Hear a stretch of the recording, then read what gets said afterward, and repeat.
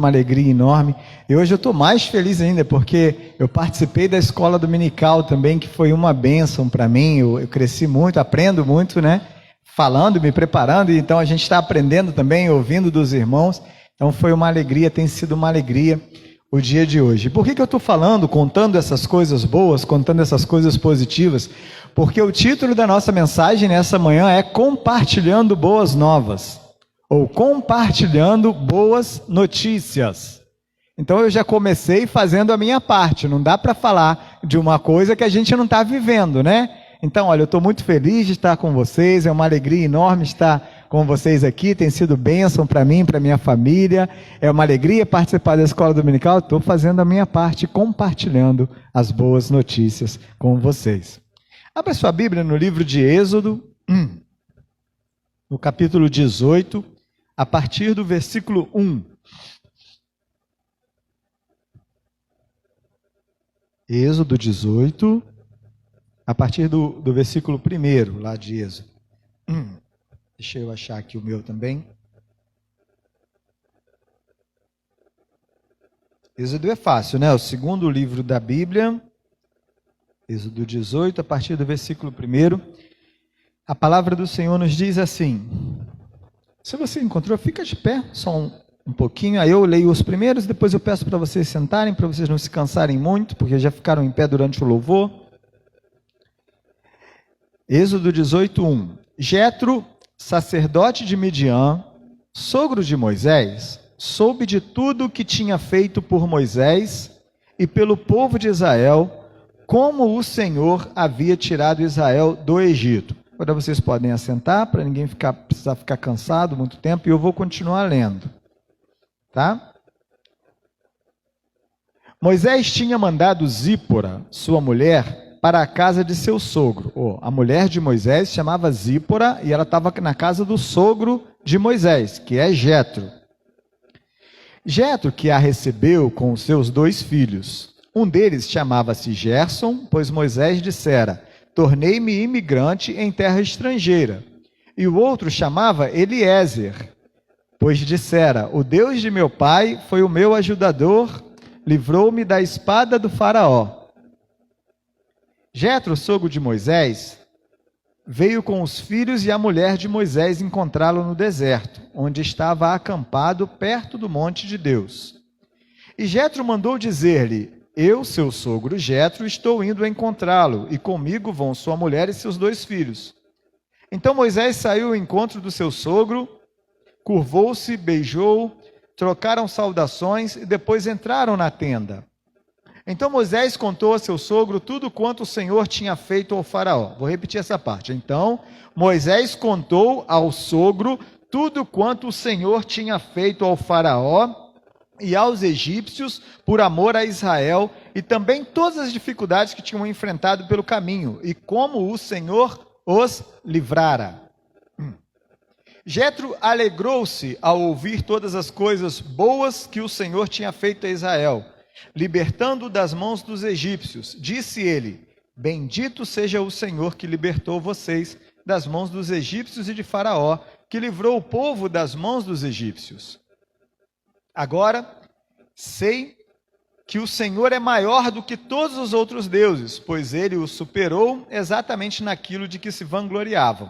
Então Jetro, sogro de Moisés, ofereceu um holocausto e sacrifício a Deus. E Arão veio com todas as autoridades de Israel para comerem com o sogro de Moisés na presença de Deus. Esse texto, resumidamente, ele fala de um momento onde Moisés está com o povo no deserto, depois da saída do Egito, e o sogro dele, que tinha ficado com a sua esposa, que tinha ficado lá na casa com a esposa de Moisés, vem encontrar com Moisés. E o sogro de Moisés vem encontrar com ele, porque ouviu falar de todas as coisas boas que Deus tinha feito com o povo de Israel, de como Deus havia tirado aquele povo do Egito. E aí vem Jetro, se encontra com Moisés conta para ele as coisas, e no final Jetro termina glorificando e exaltando o nome do Senhor. Esse é o resumo da história. Agora, vamos tentar contextualizar como é que essa parte da história bíblica, ela acontece dentro de um contexto de salvação, onde o Senhor prepara todas as coisas para que houvesse lá a ideia da religião, que é nos religar com Deus, né? Na primeira oportunidade que eu tive para pregar aqui pela manhã, nós falamos sobre... Ficou muito alto, de repente, Marcão, abaixei um pouquinho só, porque deu um estalo. Deu um estalo e ficou muito alto esse aqui. Na primeira domingo que eu falei aqui, eu falei sobre a vida de José. José, que foi para o Egito, e ali quando ele vai para o Egito, Deus tinha chamado Abrão e falou assim: Abrão, eu tenho um plano para você. Você vai ser uma grande nação, a partir da sua descendência vai haver uma grande nação, e vocês vão glorificar e exaltar o meu nome, e vocês me terão por único Deus. A diferença de vocês para todas as nações em volta é de que vocês não têm vários deuses, vocês têm um único Deus, e vocês vão mostrar para todas as pessoas que existe um só Deus, e que através da vida de vocês eles vão ver que um único Deus é suficiente. Eu sou o Deus suficiente para todas as coisas que vocês precisam. O povo vai para o Egito através de José, mas José já sabia que o povo não permaneceria no Egito, que o povo sairia de lá e iria tomar posse da terra que o Senhor tinha prometido para eles. O momento em que do texto que nós lemos agora, é o momento onde Moisés, olha as experiências de Moisés. Moisés é aquele menino que, porque o faraó percebe que os judeus estão ficando muito fortes, estão crescendo muito na terra, ele manda que matassem todas as crianças lá. Moisés, a mãe de Moisés pega Moisés, coloca ele no cesto e coloca no rio, para que próximo do local onde a filha de Faraó ficava. A filha de Faraó pega Moisés, cria Moisés junto com a própria mãe dele, né, sem saber que era mãe. E Moisés cresce dentro do palácio. Moisés depois ele vê que o povo dele estava sofrendo, e ele se levanta contra um dos egípcios, ele mata um dos egípcios, e por conta disso ele tem que fugir para o deserto. E aí ele foge para o deserto. Lá no deserto ele vai viver com os midianitas, que é o povo de Jetro. Jetro é midianita. Midianitas, eles são descendentes de Abraão, só que não com Sara. Depois que Sara morre, deixa eu voltar para o meu texto aqui. Isso. Abraão se casa com uma mulher chamada Quetura, e com ela tem filhos. Um desses filhos se chama Midian. Midian, depois ele é mandado para outro lugar. Ismael segue a linhagem Isaac segue a linhagem de Israel, dos judeus, da qual vem Jacó e as 12 tribos. Midian vai para outro lado, e dele surgem os midianitas. Como ele também era descendente de Abraão, os midianitas, eles criam em Deus, mas não somente em Deus. Eles criam em muitos deuses, eles eram politeístas. Os midianitas. Jetro, sogro de Moisés, midianita. Depois que Moisés fica lá com ele, Moisés tem a experiência com a sarça ardente, com aquela lá que ele via pegar fogo, mas não se consumia. Deus fala com ele: volta até o Egito e tira o meu povo de lá. Vai lá. E ali começam as dificuldades. Continuam as dificuldades, né? Porque Moisés sair do palácio e ir viver como pastor de ovelhas no deserto já era difícil. Ali ele volta para o Egito, e todas as vezes que ele tenta falar com o faraó, para o faraó dar liberdade ao povo, o que o faraó fazia? Endurecia o seu coração e colocava mais peso sobre o povo. Colocava um jugo ainda mais pesado sobre o povo. Vocês têm ideia do que Moisés ouvia todos os dias de reclamação? Olha, Moisés, já estava ruim o suficiente antes de você. Agora você vem para cá, a gente, além de não conseguir a libertação, a gente começa a passar dificuldades. A gente começa a ter um trabalho em dobro. O trabalho começa a ser pior. E era isso que era a vida de Moisés. ouvir o povo reclamando e tentar chegar até o faraó para que o faraó libertasse o povo. Chega um ponto que faraó já não tem mais como resistir, e faraó fala assim: leva esse povo embora.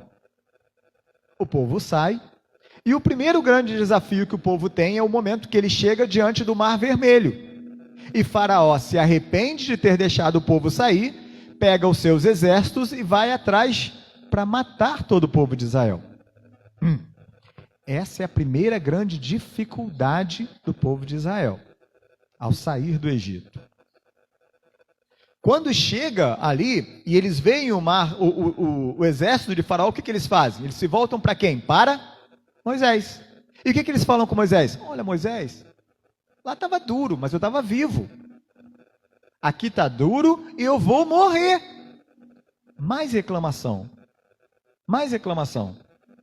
O Senhor então fala com Moisés para abrir o mar, para tocar no mar, o mar se abre, aí Israel tem uma vitória triunfante sobre os seus inimigos, glorificam ao Senhor, mas continuam 40 dias no deserto, passando por dificuldades. Faltava água e o Senhor dava água, faltava comida e o Senhor dava comida, o deserto à noite era frio, o Senhor colocava uma coluna de fogo, o deserto durante o dia era quente, o Senhor colocava uma nuvem para que os protegesse.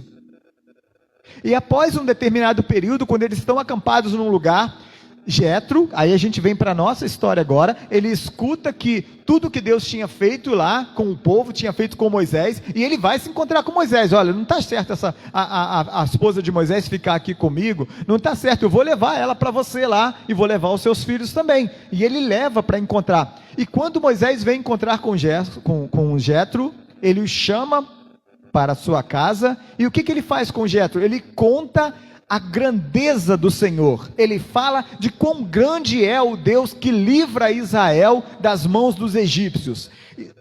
Moisés, ele confirma toda a palavra dos grandes feitos que Jetro mesmo já tinha ouvido. Ele fala: eu creio num Deus, nós vivemos experiências, Jetro, que você não imagina. E eu fico imaginando Moisés contando isso. E Moisés muito empolgado, e eu acredito assim, ele falava assim: olha, nós tivemos dificuldade lá, tivemos fome lá, mas aí o Senhor foi e mandou o maná do céu lá para resolver a situação, e quando o povo falou que estava cansado de maná, que queria algo mais, o Senhor mandou as codornas lá para que a gente fosse e comesse, e nada nos faltou. Moisés, ele podia focar nos problemas do deserto. Moisés podia ter chegado perto de Jetro e contado assim: nossa, Jetro, você não tem ideia como foi difícil ficar longe da minha família esse tempo todo. Quando eu imagino, gente, ficar longe da minha família, eram 2 filhos, eu tenho 2 filhos, eu fico assim: gente, vou lá, sai daí da sua casa, vai lá para o Egito para falar com aquele povo lá, vai passar toda aquela dificuldade lá. Moisés podia ter chegado perto de Jetro e falado assim: olha, foi muito difícil ficar longe de vocês, que coisa difícil. Esse povo é um povo duro de coração. Todas as vezes que tem uma dificuldade, o povo vem reclamar para mim, vem falar. E o trabalho não tinha acabado. Moisés não tinha entrado na terra prometida. O duro ainda viria, que era enfrentar aqueles homens e aquelas mulheres que estavam lá na terra prometida lá, e tirar eles de lá. Ainda tinha todo esse trabalho para ser feito. Moisés também podia ter focado no futuro. Está ansioso, ele podia ter falado assim: Jetro, mas agora a situação está muito difícil, porque a gente saiu, a gente está aqui no deserto, não tem infraestrutura, não tem banheiro para todo mundo, não tem isso. Ele podia ter feito esse comentário com Jetro. Não sei o que eu vou fazer da minha vida agora com tanta gente, não planejei isso tudo, não sei para onde eu vou. Eu sei para onde eu vou, mas não sei como é que eu vou entrar lá, porque lá já tem gente morando lá.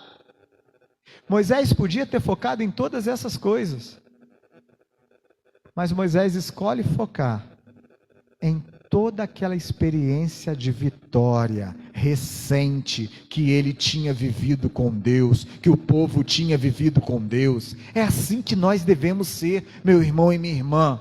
A nossa vida é pautada pelas experiências que Deus nos tem dado dia após dia.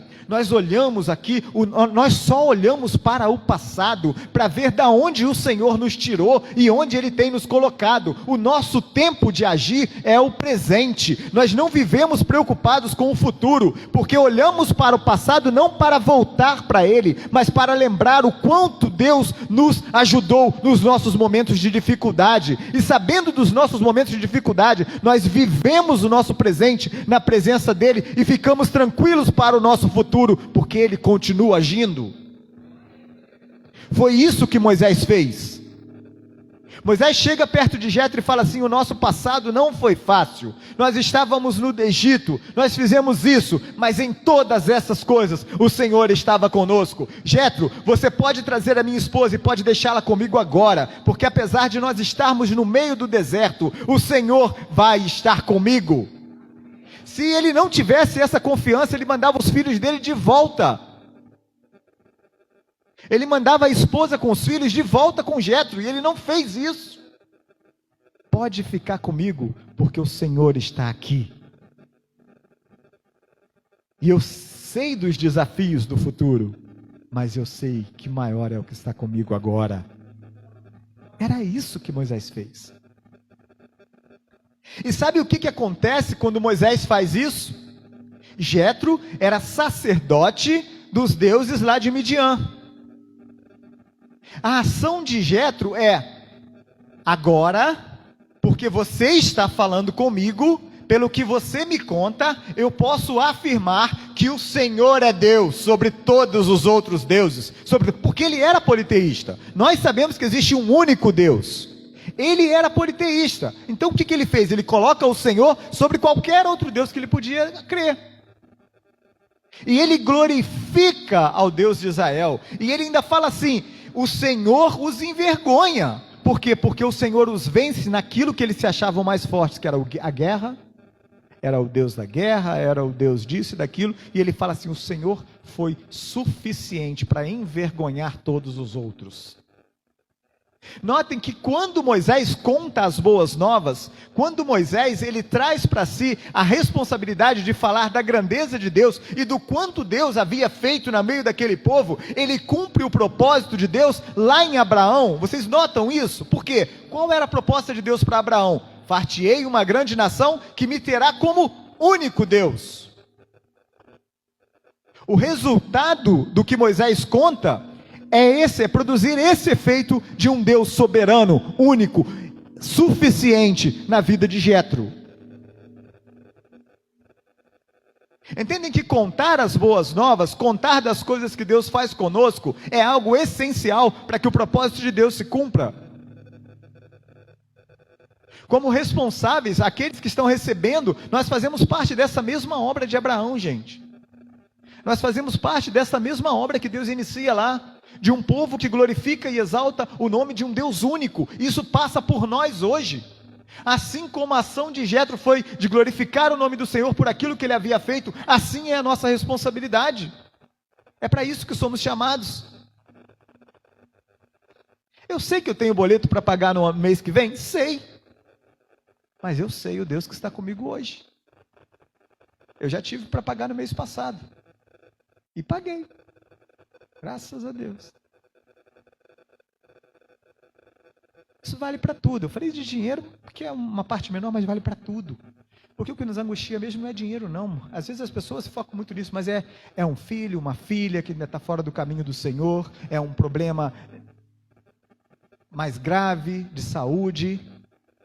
E o Deus de ontem é presente hoje.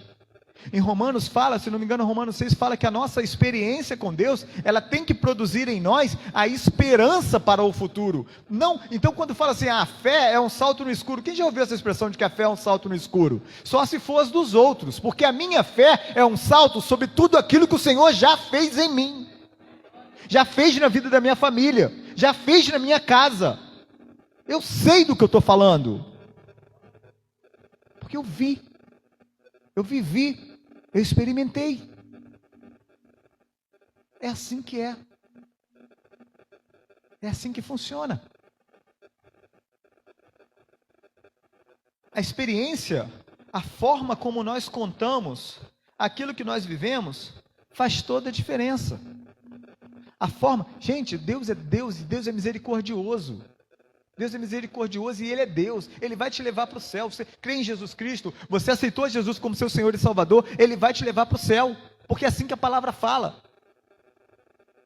Permanecendo nessa palavra, continuando nesse caminho, Ele vai te levar para o céu.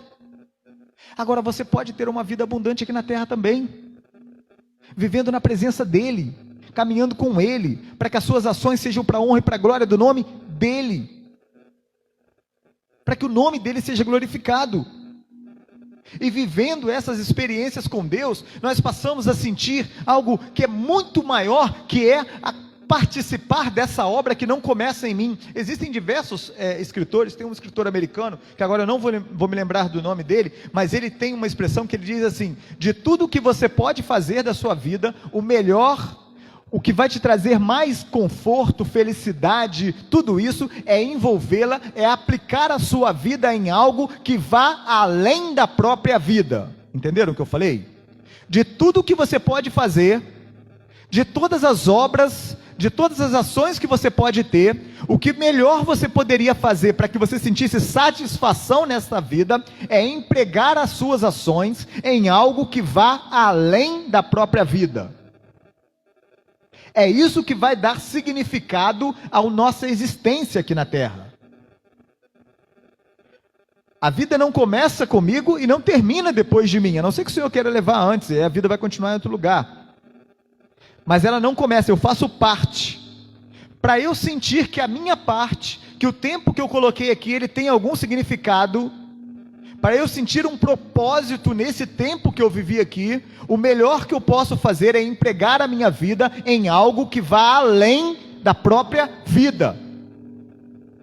Não existe outro trabalho, não existe outro movimento, não existe outra ação, não existe nenhuma outra coisa que pode trazer tanto significado, tanto propósito, quanto a obra iniciada por Deus em Abraão, e cujo Cristo veio para dar continuidade e agora está sobre nossa responsabilidade com o Espírito Santo de Deus. Não existe.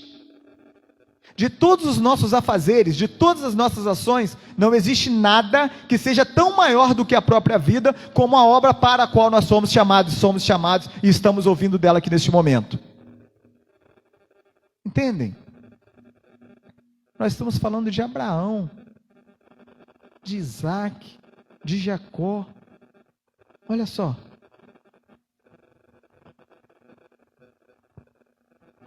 É isso. É isso. Esse é o propósito. Assim como Moisés, nós somos chamados a compartilhar as boas novas e a liberdade adquirida por meio do sacrifício de Cristo. As boas novas são o Evangelho. A liberdade, no caso lá dos israelitas naquele momento, era a liberdade do Egito. Qual é a nossa liberdade? A liberdade do pecado. O pecado não mais tem domínio sobre nós, porque estamos debaixo da graça. Tem um cântico que diz assim: porque estás debaixo da graça e não debaixo da lei, o pecado não mais terá domínio sobre nós, Considerai-vos mortos ao pecado e vivos para Deus. Vivos para Deus. Nós estamos mortos para o pecado. A nossa morte para o pecado não diminui a nossa intenção, a nossa intensidade de viver, nada disso. Por quê? Porque nós estamos vivos para Deus, para a glória do nome dEle. Amém? Amém.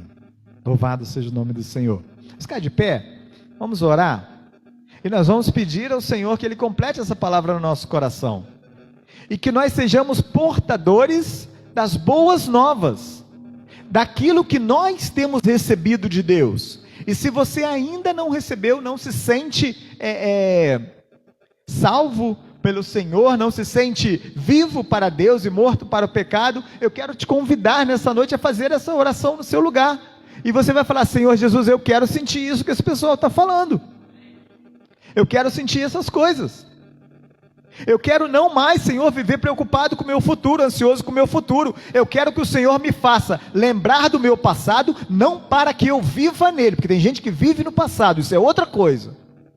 Eu quero lembrar do meu passado, mas para me lembrar dos grandes feitos do Senhor lá, para que eu viva o meu presente na esperança e segurança de que o Senhor é o Deus que continua fazendo em mim. Amém? Feche seus olhos. Você vai fazer a sua oração aí. Faça a sua oração. Naquilo que o Senhor trouxer à sua memória dessa palavra, que você tenha um momento de oração e depois nós vamos orar juntos. Em nome de Jesus. Amém.